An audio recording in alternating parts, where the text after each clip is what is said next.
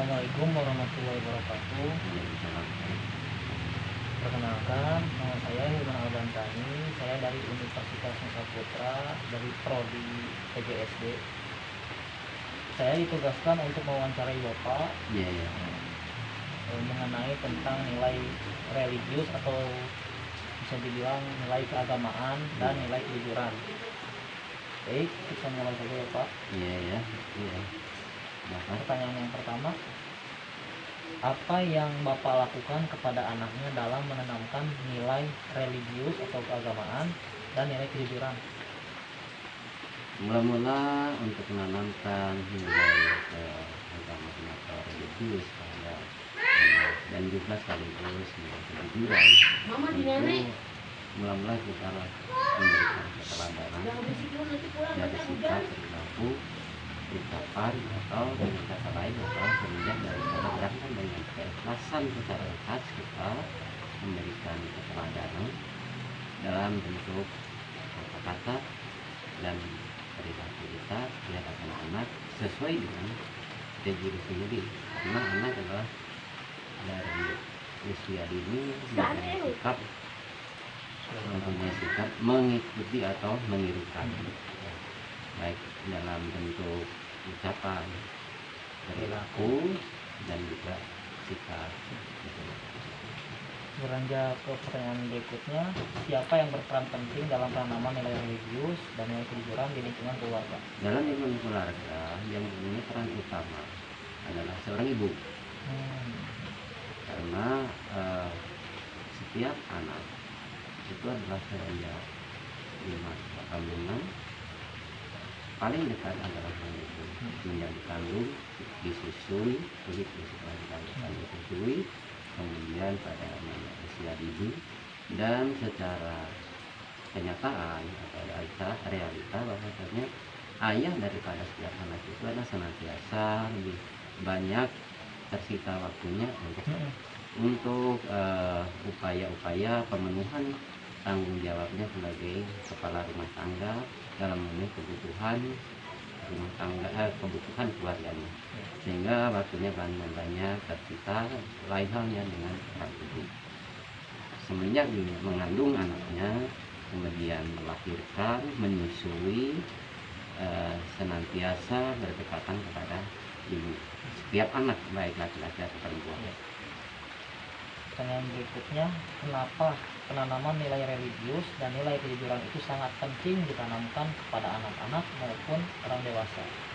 Ya, setiap manusia itu mempunyai nurani, mempunyai hati atau mempunyai nurani itu yang tidak pernah berbuat bohong. Nurani itu tidak pernah berbuat bohong, sehingga tatkala seseorang melakukan suatu penyimpangan dari kenuraninya, pertentangan dari nurani, sikap atau perilaku yang dilakukan, terjadilah konflik pada dirinya. Nah, baik itu volumenya atau skalanya kecil atau skala besar, apabila seseorang melakukan atau bertindak yang bertentangan atau berlawanan dengan nuraninya, tentu adalah menyatakan suatu konflik dalam dirinya orang itu sendiri. Pertanyaan berikutnya, di mana penanaman nilai religius dan nilai kejujuran itu ditanamkan? Tentu semenjak sedini mungkin. Sudah kecil, Sedini mungkin. Begitu, karena secara biologis setiap hamba Allah atau manusia yang dilahirkan secara biologis sudah sempurna. Di panca indera pun sudah lengkap. Artinya sudah berfungsi, hanya saja mungkin skala atau volume potensial itu adalah memang tidak seperti setelah sekian usia atau sudah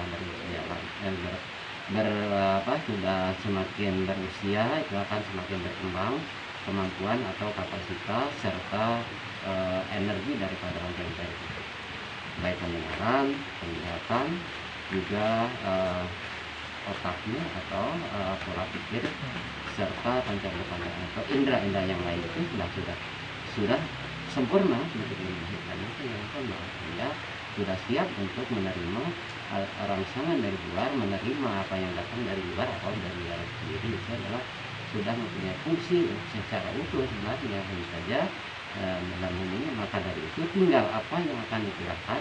Katakanlah begini, analoginya seperti halnya mata uang yang tercetak atau terbuat dari kertas.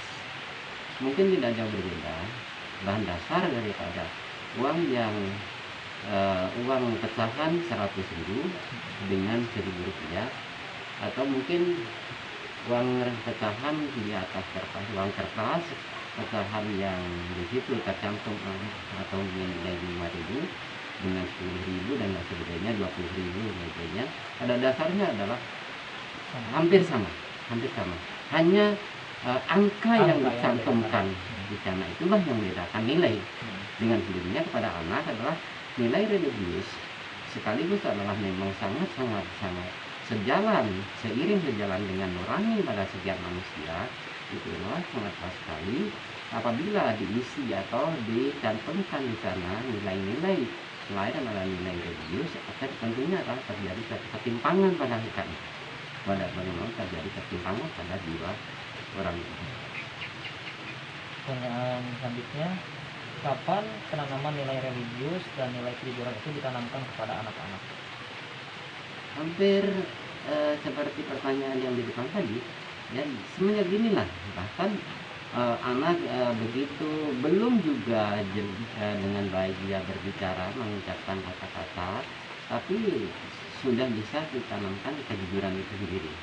Kejujuran katakanlah menyampaikan sesuatu kepada orang lain, apakah itu mainan dan sebagainya, kemudian kita tidak memberikan contohnya suatu kebohongan, katakanlah jangan sampai kita mengajarkan apakah itu berbentuk kata-kata atau sikap yang itu adalah suatu kebohongan. Jadi dari sedini mungkin. Pertanyaan terakhir, Pak, Ya. Bagaimana proses orang tua dalam menanamkan nilai religius dan kejujuran kepada anak? Prosesnya itu, Pak. Ya, Misalkan dengan nasihat atau gimana? proses menanamkan sikap jujur dan juga sikap religius, kita memberikan sebagai nasihat-nasihat.